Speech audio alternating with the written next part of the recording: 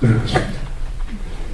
불법 주차 없는 거리, 노점상 없는 거리, 이 걷는 것이 아주 즐거운 거리, 이런 것을 어떻게 만들 것이냐. 이걸 가지고 정치의 주제로 삼으면 괜찮은데, 요새 아시다시피 제일 큰 뉴스가 한나라당 원내대표를 누구를 하고 싶은데 박근혜가 뭐 반대를 했느니 아니하는 이런 소꿉장난 같은 걸로 계속 되고 있습니다. 이번에 일본 여행에서 마침 오늘 주제와 관련된 이야기를 많이 들었어요. 일본의 보수층들이 요새 이런 이야기를 하고 있습니다. 일본의 보수층이라 하면 한국에서 우파라고 부르는 사람이에요. 이 사람들은 국가주의적입니다. 그래서 과거사에 대해서는 상당히 우리가 기분 나쁜 이야기를 많이 합니다.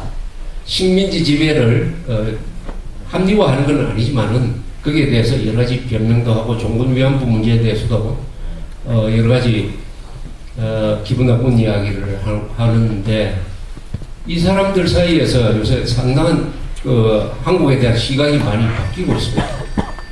한 10년 전만 해도 한국 식자청에서 이런 이야기를 많이 했어요. 통일 과정에서 일본이 한국 편을 들지 않을 것이다. 한국은 남한의 영구 분단을 원할 것이다. 그것을 이용을 해가지고 국익을 챙길 것이다. 그래서 일본은 한국의 자유통일에 절대 도움이 안 된다. 이런 이야기를 식자청에서 많이 했고 그게 상당히 묵혀들었습니다. 그러나 요사이 그런 이야기를 하면은 일본이나 한국에서 머리를 끄덕이는 사람이 별로 없어요. 일본이 한국 주도의 자유통일에 대해서 방해를 할 것이다 하는 생각이 점점 약해지고 있습니다. 그 이유는 뭐냐 하면은 납치자 문제예요. 납치자. 일본에서 제기된 납치자 문제 때문에 일본 사람들이 김정일 정권을 미워하게 되었습니다. 그러다 보니까 그 생각이 조금 더 발전해가지고 김정일 정권이 있는 한 일본이 편할 수가 없겠구나. 차라리 한국 편을 들어가지고 김정일 정권을 없애버리고 자유통일하는 게 훨씬 낫겠구나 하는 이런 생각으로 많이 생각이 바뀌고 있습니다. 일본의 보수층이. 이것은 아주 중요한 변화라고 생각합니다. 중요한 변화라고 생각합니다. 그러니까 일본의 한국의 자유통일을 지지하는 세력이 일본의 주류인 우파가 된다면 그것은 우리가 통일을 추진하는 데 있어서 매우 유리한 고지를 점령하는 것이 되는 것입니다. 그런데 이런 생각은 어떻게 보면 또 당연한 생각이에요. 이게 역사적인 뿌리가 있습니다. 역사적인 뿌리가 있습니다.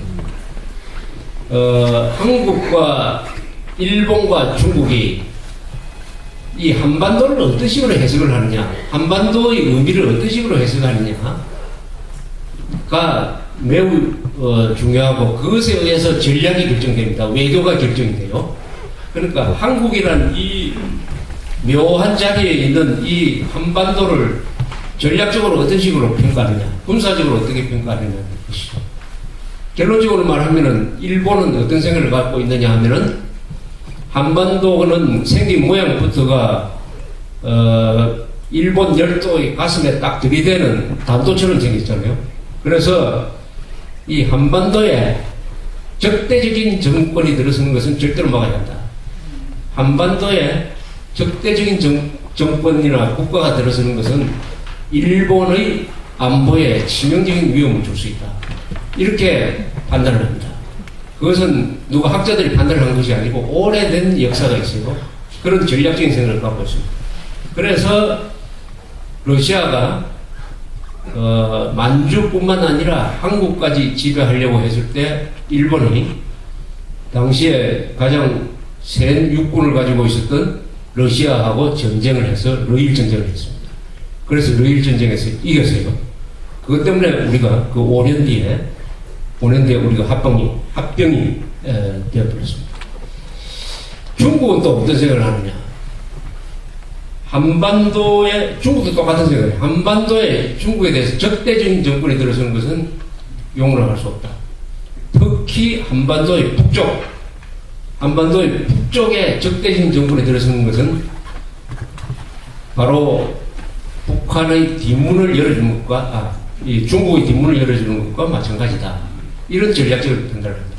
그것이 바로 모택동리가 1950년 10월에 군대를 보내가지고 한국군과 유엔군의 북진을 저지를 해가지고 우리 통일을 방해한 그 행동으로 나타난 것이죠.